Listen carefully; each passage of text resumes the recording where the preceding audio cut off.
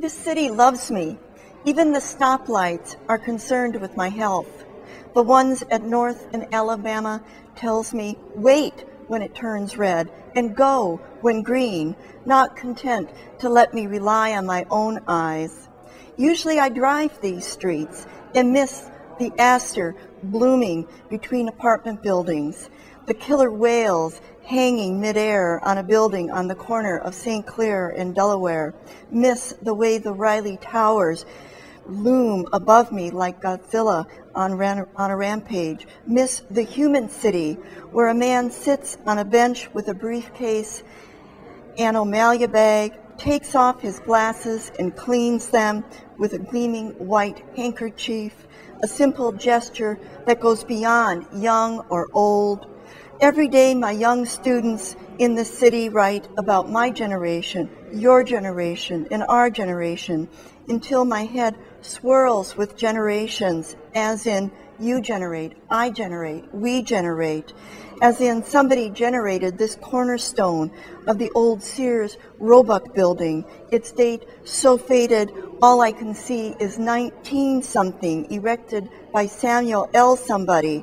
Around me, new and old rise together, mix and change into something more than once was. It is like what my father said to my son.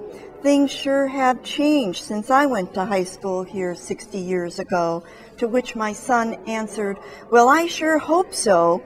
Always the hope of the young and perhaps the old, because change is here every day in the city market, where pigeons still pester those eating at tables as they did 100 years ago, where old men still sit and talk, and mothers still hold their babies and ask policemen which way to City Hall. Local poet Elizabeth Weber, who joins us on the program now. Elizabeth will be the featured poet during the Irvington Poetry Series on September 21st at 7 p.m. at the Irvington branch, co-sponsored by Book Mama's Bookstore. Elizabeth is the author of 3 books of poetry, Small Mercies, The Burning House, and Porthole Views of the World, which is available in the library's collection. Elizabeth, thanks for visiting us here at Central Library today. Well, thanks for having me.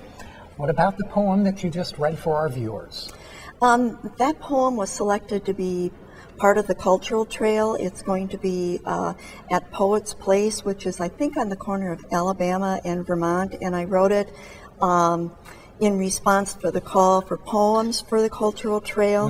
And I walked the trail, looked at what was there, and then sat down and wrote it. And it's called City Generation, as the viewers heard. And I guess I had an epiphany while I was walking the cultural trail, and that was that there were well, my students always say when they write something, they say something like our generation versus my generation. And then I was talking to my father, and he happened to talk about how his old high school was no longer the way it was, and this teenage boy went by right at that point, and he said, how many years was that? And my father said 70 years, and he said, I sure hope it's changed. And I realized how we need change. Okay, we always bemoan change, but at the same time, those who are young want change. And so I wrote City Generation, and the fact that the generations of the city, but also generation in the sense of creating, of things being generated. Is that poem typical of the poems that people will find in your 3 works?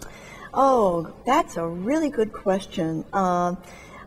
The voice is there because I have a really firm voice, I think, in my poems, but it's also different. I think of it as kind of being like a Frank O'Hara, I do this, I do that poem. And I don't know if a lot of my poems are like that. Your 3 books, as we mentioned at the top, extend back to 1985 when Small Mercies was published. Has your style of or inspiration for your poetry changed since 1985? No, I think it's pretty much stayed the same.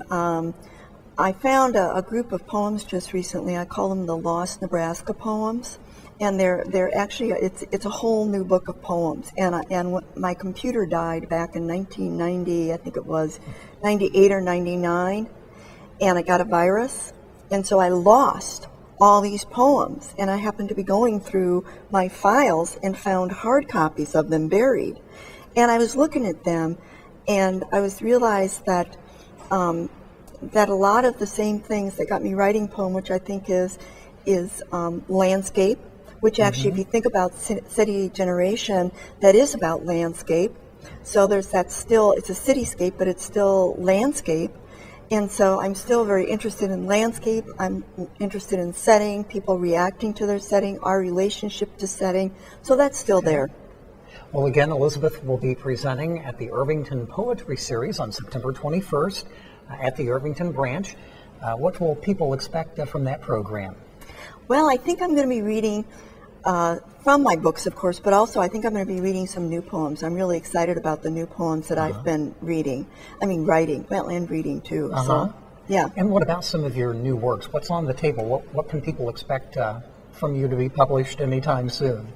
Well, I think that again, these Lost Nebraska poems, and I don't know if that's going to be the title of the book, but that's what I have them on the folder on my computer. Okay. But I think it's a lot of those poems, and that's, again, I think my relationship to nature, to the outdoors.